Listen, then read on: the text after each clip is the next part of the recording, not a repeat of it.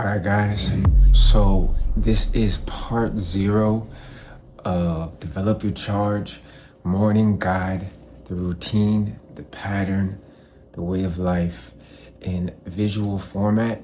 So I'm just going to be going over everything that is spoken and that I talk about in the routine, but in a visual aid so you can follow along with me.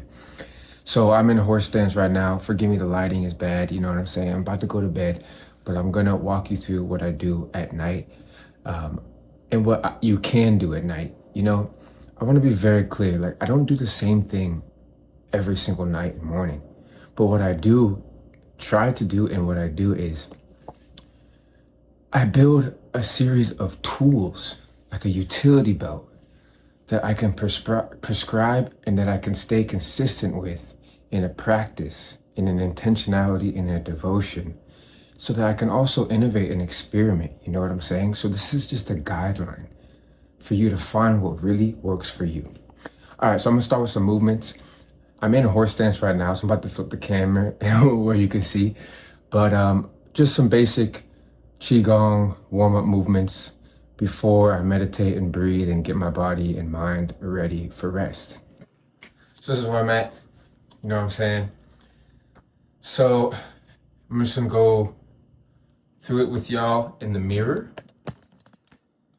And yeah, hopefully this helps you guys. It helps you develop your charge to maximize. Because what we're doing here is, through repetition, we're reprogramming our body and our subconscious mind to line up with the highest version of yourself, but really ultimately to be able to have the vehicle and capacity to receive and steward what God has for you. You know what I'm saying?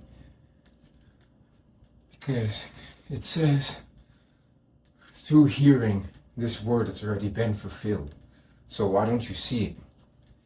I believe it's because we're not aligned and coherent and agreeing with that which God has spoken over us and that which is what we desire. And I'm a firm believer in that our truest, deepest desires of our heart were given to us by God. And they meet together, and they are perpendicular, not parallel. Okay.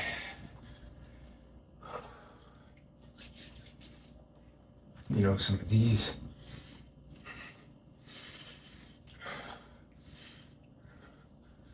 Whatever works for you to get your body ready.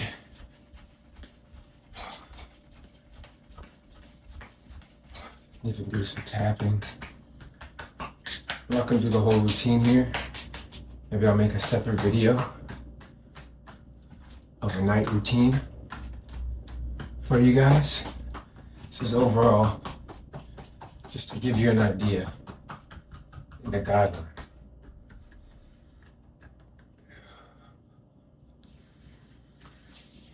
Main goal here is to prepare our mind and our body, so our body and mind are ready to go into deep sleep, to actually get restoration in our sleep, and that we prepare our mind that when we're sleeping, our subconscious is actually directed where we want it to go. So many times we're scrolling and absorbing all this information that we don't want to take into the next day of our lives. And what the brain meditates on before sleeping, it'll store and it'll become unconscious programming, which will ultimately become what we see.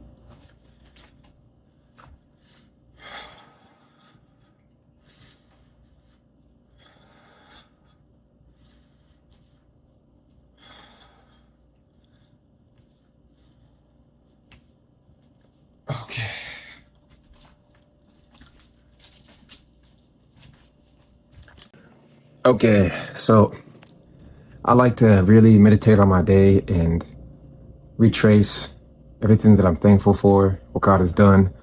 And I like to ask myself these 3 questions. I saw it from a neurologist, I believe. She said, what are you proud of yourself for today?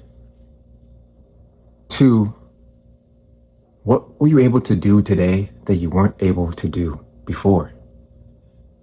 And 3, what are you holding on to right now that you might be able to let go of, that you're able to let go of? So those 2 questions are very powerful because, you instill a positive sense of your self-concept. You're proud of yourself. You're affirming.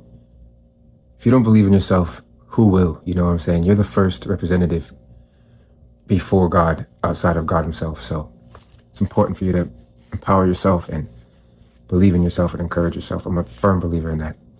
And I might even have some affirmations that I will release that can help you guys with that. 2, what were you able to do that you weren't able to do before? This is great because it shows yourself progress. It's very important to track your progress in such a way that you keep reminding yourself the progress that you're making. It's really good for the brain and it's just good for you altogether. And then 3, what are you holding on to that you can let go of? You want to let go of everything. You know what I'm saying? It's good to let go, and especially before you go to bed, because you're taking that into your rest. Your body's going to store and recalibrate so you can go in tomorrow to remember the important things.